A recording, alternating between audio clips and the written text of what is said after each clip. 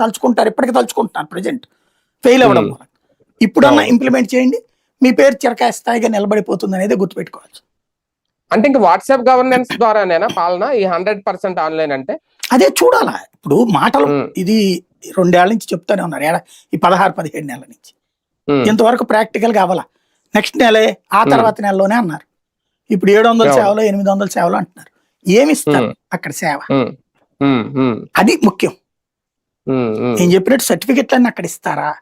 For example మీరు ఉన్నారు, ఇప్పుడు నేనే ఉన్నాను, మా పక్కింటి ఆయన అడిగాడు, సార్ నాకు పెన్షన్ కావాలి ఎక్కడికైనా అడుగుతున్నాను, నేను సచివాలయం దగ్గరికి వెళ్ళండి అని చెప్పా. సచివాలయం దగ్గరికి వెళ్ళారు, మీది అప్లికేషన్ ఇవ్వండి తీసుకుంటాం, కానీ ప్రభుత్వం ఇచ్చినప్పుడు ఇవ్వడం తప్పించి ఎప్పటికప్పుడు ఇవ్వడానికి మాకు లేదు అన్నాడు. అదే వాట్సాప్లో నేను నాకు 60 ఏళ్ళు వచ్చింది, నాకు పెన్షన్ కావాలని అప్లికేషన్ పెట్టుకున్నా, నెక్స్ట్ నెల నాకు డబ్బులు వచ్చేయాల.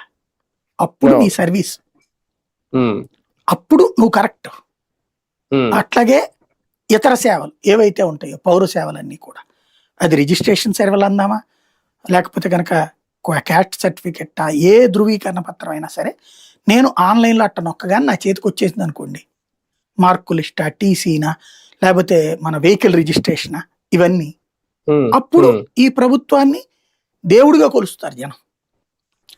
అదేమీ కాకుండా ఏదో ఈ దాన్ని ఏమంటారు టికెట్లు కొనుక్కునే వారం అనుకోండి, లైట్ తీసుకుంటారు, పట్టించుకోరు జనం. కానీ డిజిలాకర్ తరహా వ్యవస్థ కనుక నిజంగా రాష్ట్ర ప్రభుత్వం కూడా ఒక వ్యవస్థను ఏర్పాటు చేస్తే, అంటే ఇప్పుడు డిజిలాకర్ అంటే ఓకే కేంద్ర ప్రభుత్వం ఉంది కాబట్టి వాళ్ళు ఆల్రెడీ చాలా మంది మెయింటైన్ చేస్తున్నారు దాన్ని, రాష్ట్ర ప్రభుత్వాలు అటువంటి వ్యవస్థలు తీసుకొస్తే అక్కడ ఎంతవరకు సెక్యూరిటీ మన ఫైల్లో లేదంటే మన సర్టిఫికెట్లు అనే పాయింట్ రాదా? ఆల్రెడీ ఒక వ్యవస్థ డిజిలాకర్ వాళ్ళు తీసుకొచ్చింది కేవలం హెల్త్ కి సంబంధించిన, మిగతాది కాదు. హెల్త్ కి సంబంధించిన సర్టిఫికెట్లు అందులో మనం ఈ రిపోర్ట్లు అవన్నీ కూడా, అది కేంద్ర ప్రభుత్వ పథకం. అదేంటంటే ఇంటర్నేషనల్ గా ఉంటాయి ఆల్రెడీ ఇతర దేశాలు.